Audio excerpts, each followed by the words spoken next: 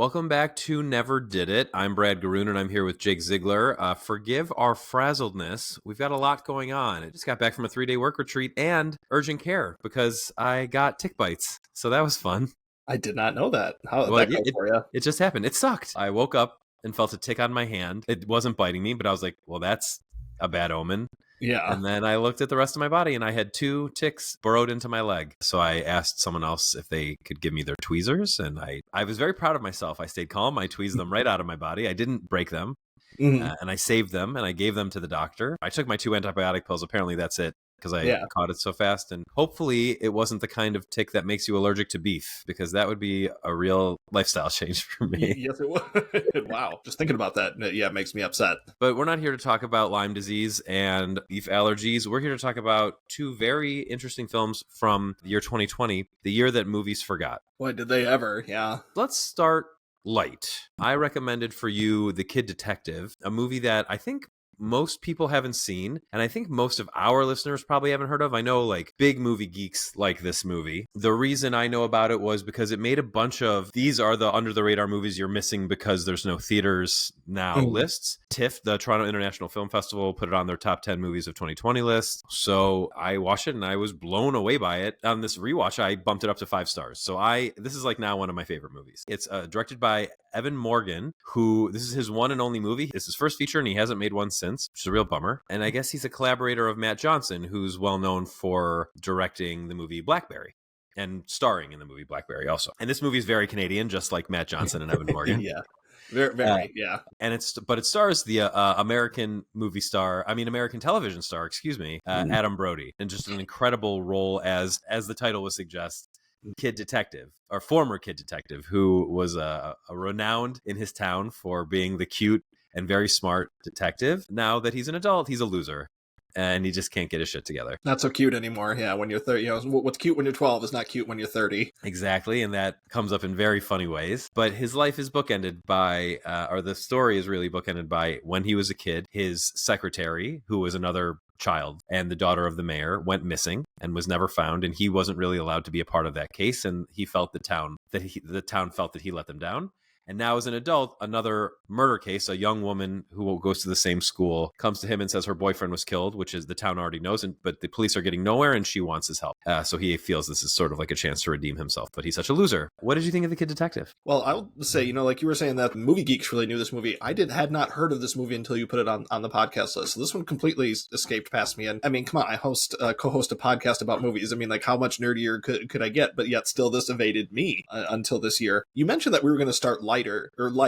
I'd like to amend that to lighter, because there's some really dark stuff in this movie and it gets really heavy at a lot of points. I feel like this was like, I'm watching this, I'm like, this is a 1970s movie, 100%. That's like how I felt about it. And I really liked it a lot. Like when it was over, I was kind of gushing to Megan about it. I was like, you should watch this. I only have it for 48 hours because I just rented it. You should watch this movie. And I was like telling her all about it and I got really excited about it. So yeah, it's really, really cool. It's funny in some spots, but it's unexpectedly sad and unexpectedly dark in some ways too. It's unique. Adam Brody, kind of has a different, he's the lead of the movie. He doesn't really have a leading man presence, but he has a sort of leading man presence in this movie that's really perfect for this. He's trying to live up to these expectations of what people had for him as a child, and he's been trying to live up to those expectations, even with his parents, who he has a really funny relationship with. God, when they were following him around, when they're like, oh my God, somebody's following us, and it seems like, oh shit, this might be dangerous or something. It's like, no, it's just his parents, which is like funny on the surface, but then like when you think more about, like, God, they're so worried about this guy that they're like following him around like that, and then there's like this kind of underlying sadness to it too. So there's a lot of that going on in the movie, and it's really good. I've really liked it a lot. I'm with you. It's funny that you call it a 70s movie, and I think a lot to that. Although when I was watching it this time around, I thought he's just doing Bogart. He's doing like angry, annoyed, can't be bothered, and kind of a loser Bogart, somewhere between Bogart in Casablanca and Treasure of the Sierra Madre. Not a total misanthrope the way he was in Treasure of the Sierra Madre, but pretty close. But being a detective like he was in like The Maltese Falcon. Yeah, little Philip Marlowe thing going on here. Yeah, totally. The reason I think the 70s comparison really works, well, it's funny, is because of other movies that are not from the 70s but feel like they're from the 70s. So like This movie has a lot in common with Inherent Vice. It's very similar to the Joaquin Phoenix character in Inherent Vice. It has a lot in common with Andrew Garfield's character in Under the Silver Lake. It has a ton in common with The Big Lebowski, with Jeff Bridges' character in The Big Lebowski. It's these lovable losers who are really going through it and have to deal with something gnarly, and there's other things happening. In this one, what's different than Under the Silver Lake, Inherent Vice, or The Big Lebowski is there's no larger conspiracy going on. There's just something that happened that he didn't catch, and it changes his perspective of himself as a kid, and it allows him, I think, well, I don't think the climactic scene of the film right before the credits hit, it allows him to have this major catharsis about the trauma he's been through, that he's been completely covering up with drugs and alcohol. And I thought it was great. So if I can spoil, if you haven't seen it, and you probably haven't, skip ahead 2 minutes. I'm not going to say who the bad guy is in the movie, but when that scene happens and you see Adam Brody's face reacting to this villain committing suicide in like this horribly violent and shocking way that like I don't think I've ever seen done on film before. You know, it's not the bloodiest, it's not the most gory, but it's so violent and so like, oh, and that's how he reacts. But he doesn't cry, he doesn't scream, he just and then goes and gets a beer, and then ultimately that's what leads him to figure out what happened to his friend 20 years before. He doesn't get to express that until later when his parents come to see him. And I just was like, oh my God, I think this movie might actually be perfect. It's really great. Yeah. I mean, I gave it 4 stars, but you know, as this happens on this show, I might have underrated it. I gave it 4.5 stars when I first watched it. I remember thinking like, oh, it feels a little shaky. And now it feels like the shakiness is the point. And maybe I was even annoyed by the narration, but he's a gumshoe. So there must be narration. I mean, and it works. And gumshoe fits, you know? And I love the way that his small Canadian town was reflective of his own sense of self-worth. You know, the town was falling apart until he stopped falling apart. But really, was it falling apart, or did he just see it that way? Because all the people are the same. So it was probably just his perspective. I love that so much. Yeah, I love it too. And I love the way a lot of little things, if we're spoiling, you know, a couple of things, I don't think this is a huge spoiler, but like the way little things come back without them beating you over the head with it. Like I didn't predict who the villain was going to be. I don't feel like you're actually looking for it that much in the movie. This is an interesting point. No. Yeah, it's an interesting mystery where you're kind of along for the ride, and it doesn't feel like it's asking you to figure out who the villain is. It's just making you root for him to have some kind of success at the end. Yeah, and some sort of breakthrough or just something, anything for him. But I remember this one scene where the one time I like called something in the movie where he went to the young girl's house, the girl that he's doing the investigation for, and he sees that picture of her parents. She had told the story that her parents died like on a ski accident, and he's like, what, both at the same time? And like that seems pretty weird. So right away you're like, you know, that's fishy. And then he sees that picture of them. He goes, they're very photogenic. Like, well, that's obvious, right? That girl has no like the who she thinks were her parents are not her parents. Yeah, it's obviously a stock photo. Obviously a stock photo, but like they don't hammer on that or anything. He just says it like it's just like over like that. He just goes, very photogenic, and then right there it points to like, oh, yep, that's definitely something, because he notices these kind of things because he is a detective. Right. There's an interesting red herring, which I thought was a fun detail that didn't pay off in a way that you would expect it to pay off in a different movie that like Brick. Like I love Rian Johnson's Brick, which also has a lot in common with this movie. Yeah. But in Rian Johnson's Brick, Adam Brody goes to the fat kid's room and takes the peanut butter candy out of his drawer. Later on, in Rian Johnson's version of the movie, Adam Brody has another run-in with the motorcycle gang leader and uses that peanut butter bar to activate that guy's allergy and get away. Because they mentioned both. Yeah. But in this movie, he goes to see that guy, and the big confrontation is the guy saying, I'm not going to talk to you. And that's it. Yep. And then doesn't he just like eat the candy bar later or something? No, he finds a new candy bar because they took that candy bar away from him because that guy has an allergy. That's right. And then he hides in the closet and gets accused of being a pedophile. Which is pretty funny too, yeah. It is. So I'm really frustrated that Evan Morgan hasn't made another movie. At least in the meantime, Blackberry's come out. So like if you want a kind of like dark but very funny Canadian humor, there's something for you. But not enough. I mean, this makes me really want to watch more Canadian movies and has me thinking where I wasn't before. We need to do a Canadian miniseries on Never Did It. Yeah, that'd be fun. And you know what's interesting? Adam Brody is the only name in this movie, really. I was trying to think, if there was even anybody else. The girl, she's gone on to something, right? Because I looked her up because she had this familiar face. She's in Yellow Jackets. Yellow Jackets, that's the one, yeah. So she's gone on to at least do that. But yeah, I know that The girl who played his secretary was Selena's daughter on Veep, and she's very funny too. His goth couldn't give a damn secretary. She is really. She's got a couple of good laughs in it, and his mom too. His mom was played by Wendy Crewson, who's not like a huge name, but she was at least like the mom in the Santa Claus, so people will probably remember her from that. Peter McNeil, who plays the principal of the school, he's in about a billion things too. So I didn't recognize him at all. He's in Nightmare Alley. He's in A History of Violence. He's in Cinderella Man.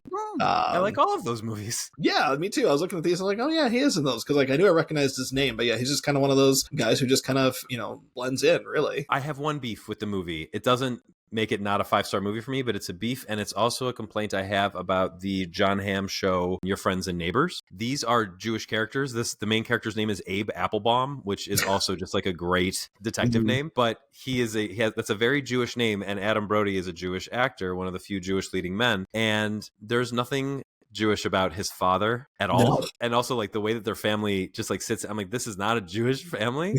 And Your Friends and Neighbors is very similar. Everyone has Jewish last names. John Hamm is shown having a Jewish wedding in the beginning of the first episode. And as the show goes on, I go, this is not a Jewish neighborhood. These are not Jewish people. None of these people are expressing Judaism in any way. Why are they called? The names are called. Is this a prank on me? Yes, you specifically. The movie is dark. There is some violence. There are themes that are, the resolution is pretty disturbing. It reminded me in that way of like Lone Star has like a pretty dark resolution at the end, or On Sunday, things like that. There's no incest in this movie, but there's nastiness. There's some bad stuff in it for sure. Well, speaking of bad stuff, you recommended that I watch The Father. We went back and forth about this a little bit when we started Never Did It, because right around the time we started Never Did It, my father had a neurological episode. He was having memory issues. It was in the hospital, and luckily those have resolved themselves. But at that time, I had asked you to find a different movie for 2020. Luckily, he's doing much better.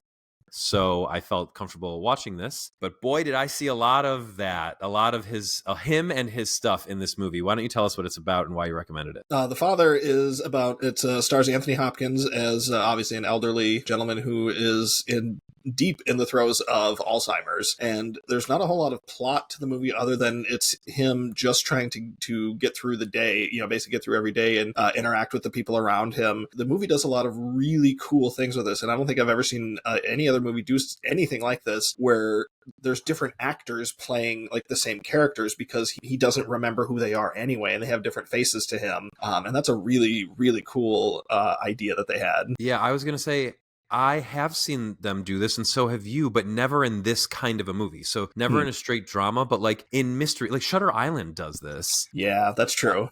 But it's always movies like that. You're supposed to wonder what reality is and isn't, which is what is happening here, but for completely different reasons. And I thought, wow, what an amazing use of psychological thriller tropes to talk about this guy's regular life. Yeah, just his day-to-day. That is interesting. I would have never put that connection together. But yeah, usually when they're doing something, it's for like a thriller type of thing, or yeah, like a gotcha type of thing. And this isn't like that at all. And even his space where he lives, like that changes, the layout changes and everything. Like unbelievable. I'm pretty sure I'm gonna have to look this up. And I think the movie won the Oscar for production design, which is I'm so glad that people recognize how cool that was and how unique that was. And it's just littered. I mean, you got great performances up and down this movie. You've got Anthony Hopkins, Olivia Colman is in this, Rufus Sewell is in this. And before we get too far to talking about it too, I just want to say that I recommended it just because, I mean, for a lot of reasons, it was one of the best movies I think I saw that year. I think we'll look at my list too, but it's very high up on my list. And Anthony Hopkins famously won his second Oscar for this. I think is remembered a little poorly, unfortunately, because that was the year that it was kind of set up for Chadwick Boseman to posthumously win an Oscar. And they even gave out Best Actor last at the Oscars that year, which is just completely backfired on them because Hopkins wasn't even there to accept it. So unfortunately, I think maybe people remember that about it, but it's, but I like movies that have like little Oscar bits like that. And plus, like I said, I just think it's a really great movie, and it's a top tier performance from Anthony Hopkins. We should mention it is directed by Florian Zeller, and much like Evan Morgan, this is the only movie he's ever made. That's not true. Yes, it is. No, yes. He made a movie called The Sun. No, he did not. Yeah. Jake, I've seen it. He didn't make it. He did not make that torture porn movie. It's so bad. It's unbelievable how good The Father is versus how bad The Son is. Right. So this is his only movie, and he's 1 for 1. Wow, what a movie. It's interesting. I know that, like you said, people were all in on Chadwick Boseman for Ma Rainey, but I think this is like far and away the superior performance, and not just superior to Ma Rainey, but superior to pretty much any other Anthony Hopkins performance also. It's so nuanced. And I like Ma Rainey, and I think Chadwick Boseman was an amazing actor. But you've got Hopkins doing like the small. I give him credit here. It's a big performance, but at the same time, it's a very small performance, which is really hard to pull off. Parts of it reminded me of Clooney in The American, where he's doing a lot with just like a little twitch of his eye. Like he's showing such amazing 2-3 emotions at the same time: humiliation, pride, anger, like all in like a series of a few seconds. He goes from being very angry at someone for stealing his watch, realizing that he misplaced the watch, having to play it off because he's humiliated that he doesn't remember these things. And he does it all with his face. It's really incredible. And at the same time, it adds, thankfully, a little touch of lightness to what is a brutally tough situation. Yeah, it is. And different people, react to him differently. His daughter's husband, for example, like is cruel to him, wants to when he's going to stop, basically when he's going to stop ruining their lives. He's just obscenely cruel to him. Getting on everybody's tits. Yeah, again, that's such a weird expression. That must be a British thing. It's a very British movie, as evidenced by Mark Gatiss being one of the two actors playing the Rufus Sewell part. I mean, you hire Rufus Sewell, who's like known for playing gnarly, nasty characters. Also, I think he's massively underrated. Yeah, absolutely. I've loved him ever since Dark City. Do you watch his show with Kerry Russell? The Americans? Yeah. No, that's great. He's not in it. He's in her new Netflix show, The Diplomat. No, never did it, but I've heard that's good. He's great in it, and he gets to play less of an asshole. He's not an asshole, but he gets to play less of an asshole. You root for him in The Diplomat. You root for him in Dark City, but that's kind of early-ish Rufus. And then Mark Gatiss, who's really well known for like he was Mycroft in Sherlock, and he's an amazing writer, and he's in I just saw him in something. Oh, he was in Game of Thrones briefly. Mission Impossible: The Final Reckoning and Dead Reckoning. Yeah, he has a brief cameo in Mission Impossible: The Final Reckoning, along with Nick Offerman, in a very pivotal scene that is just a ripoff of another movie we're going to cover on Never Did It, Failsafe. Yeah. It's cool the way that those two characters occupy the same space, and then there's a reveal later in the movie about why that's happening. Yeah, incredible stuff. I'm so glad you recommended it. And it's only 90 minutes, so it doesn't overstay its welcome. I think more would feel really punishing, whereas here you get the view of this guy's life and how he is lost in this. Basically, he's lost in a single day over the course of many days.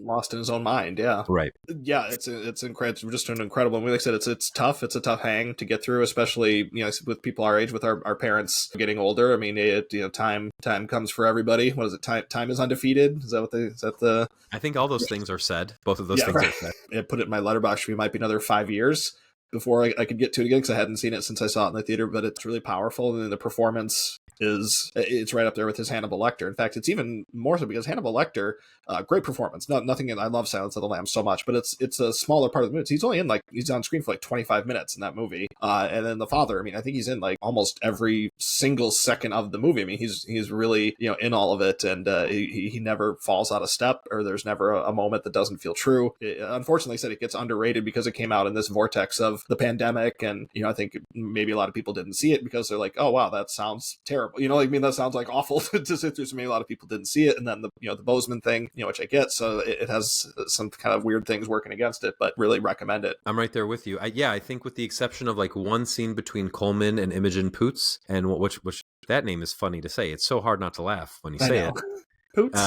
And one scene between Rufus Sewell and Olivia Colman in their kitchen. I think those are the only two very brief scenes where Hopkins does not appear. And then the ending is just devastating. I mean, there's certain things in movies that like I almost can't even think about without getting, like, I cry at movies all the time. Like I cry on sad movies, I cry in happy movies. Like if they just make me so happy, I cry. I just love movies. So nothing wrong. But there's three things that I think about in movies that like where it almost just like is an instant reaction like that. And there's Field of Dreams, at the end, Dad, you want to have a catch? Give me I can't, into that. There's Toy Story 3 when they're, reaching across the, when Buzz reaches out his hand to Woody. I mean, oh my God. And then there's Anthony Hopkins crying for his his mommy. That's brutal. It's hard. And that's like I said, right at the end of the movie. So like you said, he won the Oscar for that. What else did this win Oscars for? Yes. Okay. Anthony Hopkins did win the Best Actor, of course. Did not win the production design like I thought it did. It was nominated for production design, and it won adapted screenplay. Christopher Hampton wrote, along with Florian Zeller, the director. And it was also nominated, Olivia Colman was nominated for supporting actress, and it was nominated for film editing and best picture as well. So it went 2 for 6. That's one actor and screenplay. So that's a pretty good night. Kid Detective, interestingly, there's a website I look at that has the list of movies that were eligible for the Oscar that year, and Kid Detective wasn't even eligible that year. So I think a lot of movies maybe didn't submit that year, or whatever it was. Because it did have a theatrical run. I was just reading about this, but nobody saw it in theaters because the second wave of COVID was coming on when Kid Detective. So it was fall. I think the release date was like October. So yeah, it was like we got through the summer and everyone's like, hey, maybe we're coming out of this thing. And they're like, nah. Just kidding. Okay, let's talk about our favorite movies of the forgotten year in movies, 2020. I listened to the Watch podcast, and recently they said there are no bad years in movies except maybe 2020. And to that I say, okay, Garbage. That's dumb.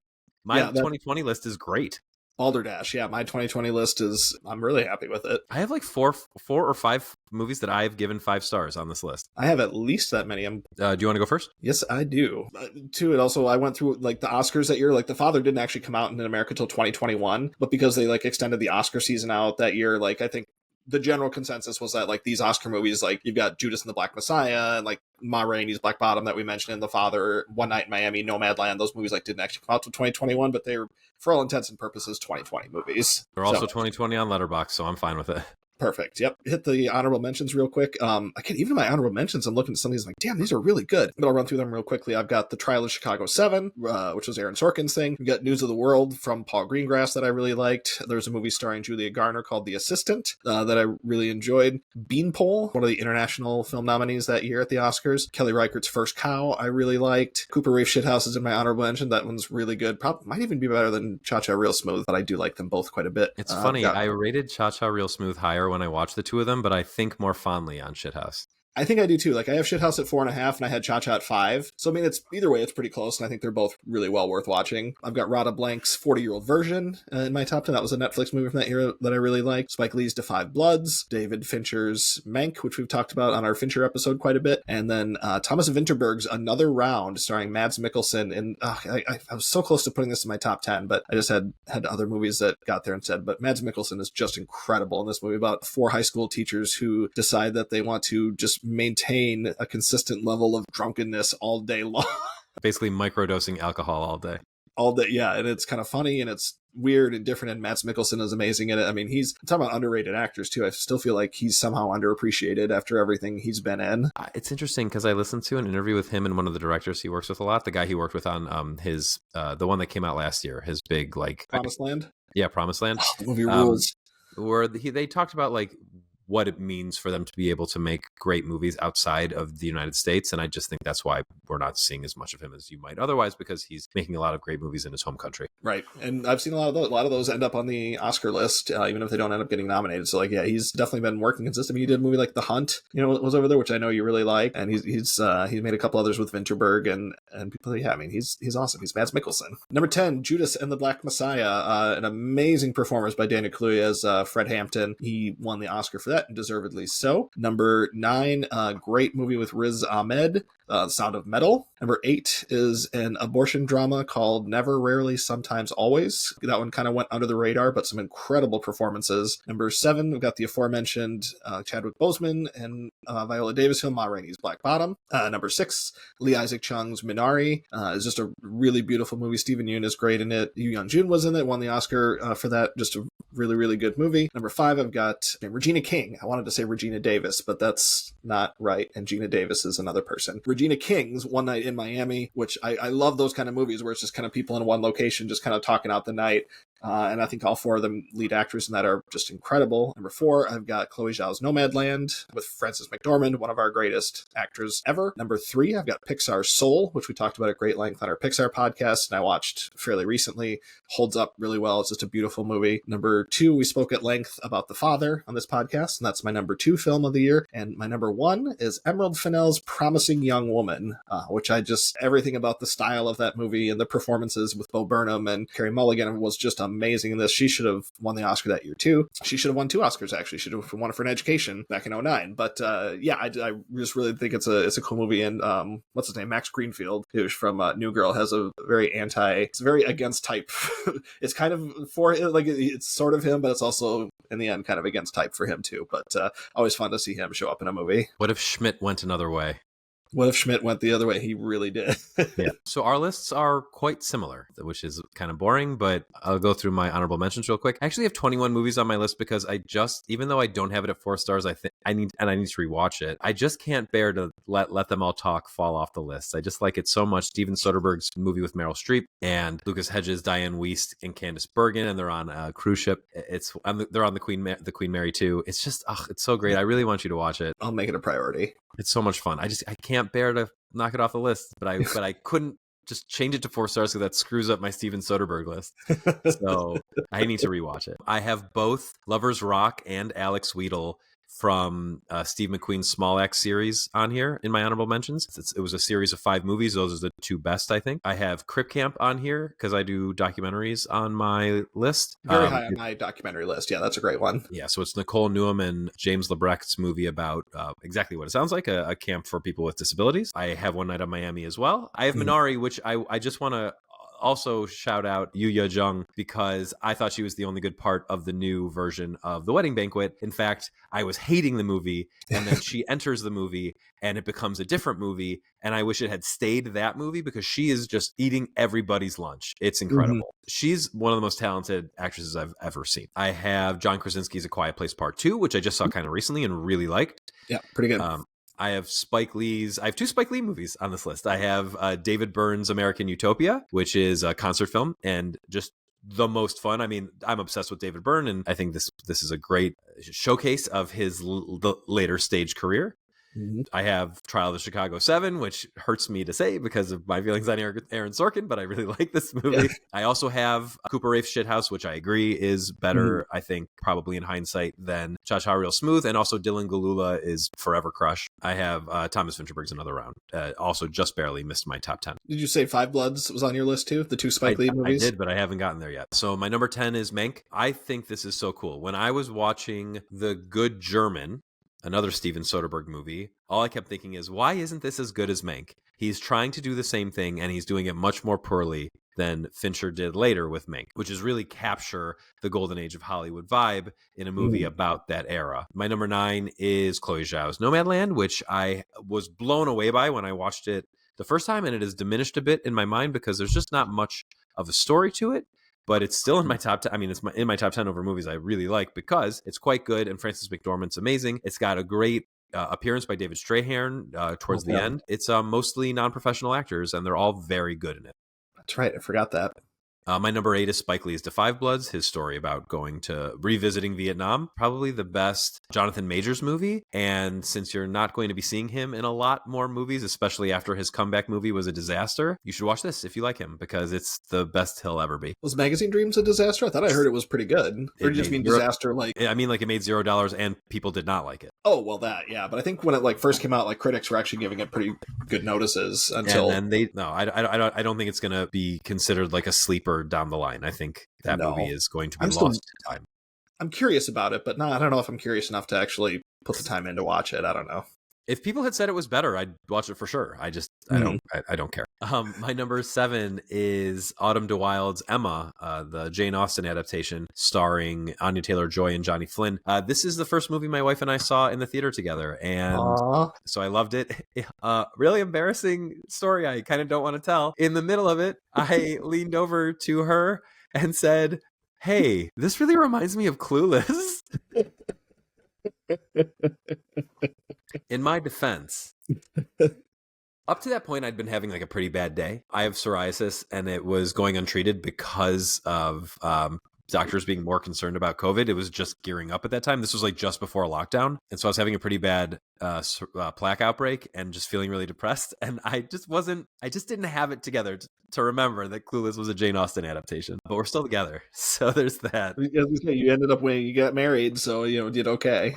Yeah, this is the first time I ever saw Josh O'Connor, and he's so funny. And this movie just rocks. I mean, if you like Clueless, this is a pretty modern vibe for a Victorian era film. Give it a shot. Yeah, I like it. It wasn't in my honorable mention, but I like it too. It's really good. My number 6 is Promising Young Woman. I also think this is great. I think, people didn't like Saltburn as much as they like Promising Young Woman, and that retroactively made people backlash Promising Young Woman. I think I hate the internet. Yeah, it's so annoying. There are all these opinions that it simplifies Me Too.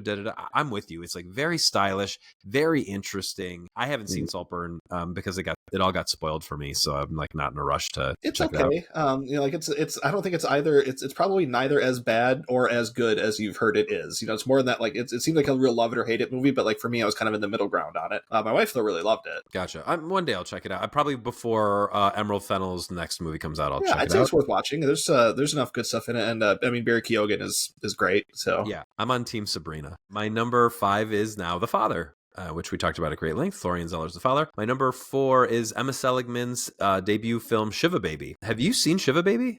I have seen Shiva Baby. Yeah, it's great. But it wasn't on your list, or was I spacing?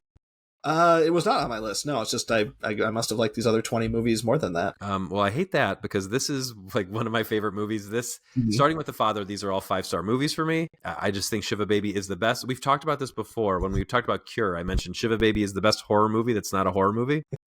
Yeah, it was like April 2021, even though Letterboxd says it's 2020, but it came out in the States in 2021, so it would be on my 2021 list. So I'll have to go back and listen to our 2021 episode to see if it's on there, because if it's not, we're fighting. Yeah, this movie's great. It's only 78 minutes. It's such a thrill ride, and Rachel Sennett proved that she's like a real star here. And Bottoms is like so different from this. It's Emma Seligman's sophomore movie, so I liked Bottoms a lot. In fact, I loved it and thought it was hilarious, but I hope she goes back to something more like this for her next film. Yeah, I'd like to see that too. My number 3 is Pete Docter's Soul from the studio Pixar. Pete Docter, I think, is one of the more, I don't think, he is one of the more successful, he has one of the best hit rates of all the directors who work out of Pixar. He did Inside Out, Up, Soul, and Monsters, Inc. So that's why I don't always love to just say like it's a Pixar movie, because there's now, especially now, great variation in the quality of Pixar movies, and Pete Docter never misses. I watched Soul, that was our Christmas movie in 2020, gave it 4.5 stars, and then like a year later I was like, why did I give it 4.5 stars? There's no way it's that good, and went back and watched it when I was rewatching all the Pixar movies and thought,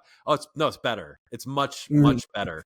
It's really gets at these existential questions without being torturous or mean to the audience or too scary for kids. Like, it really is an accessible way to think about mortality and what you want to get out of life. Wonderful movie. Yeah, Tina Fey and Jamie Foxx are great together. Foxx, one of Jamie Foxx's just absolute best performances. It's so, for lack of a better word, soulful. My number 2 is The Kid Detective, which jumped way up my list after this watch. It's now one of my favorite movies. And my number 1 is Darius Marder's The Sound of Metal, about starring Riz Ahmed and and Olivia Cook, and then a host of actual deaf actors about this drummer who goes deaf. And it got me fully on the Riz Ahmed train. I was already like 99% of the way there because Nightcrawler's so good. Nightcrawler, yeah, what amazing movie. I didn't like him in Venom, and I haven't rewatched Rogue One because I haven't finished Andor season 2, but I didn't like him in Rogue One, so it was nice to get back on the train with Sound of Metal. And then he did Nimona, which is just such a great underrated movie. Sisters Brothers, he was in the Sisters Brothers also. Yeah, but I watched that on a plane and I don't remember him being in it. It was pretty good. And then he had after, I think it might have been the same year as Sound of Metal was the year his short film won the Oscar for Best Short Film. It was either that same year or it was the next year. He did a movie called The Long Goodbye that won the Oscar for Best Live Action Short Film, which is also very, very good. I'm not sure if it's streaming anywhere at this point, but yeah, that's really good too. I'm a big fan of Riz Ahmed. Well, and he's about to appear in The Phoenician Scheme, which I'm really excited about. Okay, cool. So that'll do it for 2020. We'll be back next week with a look at 2 really kind of odd films from the year 1928.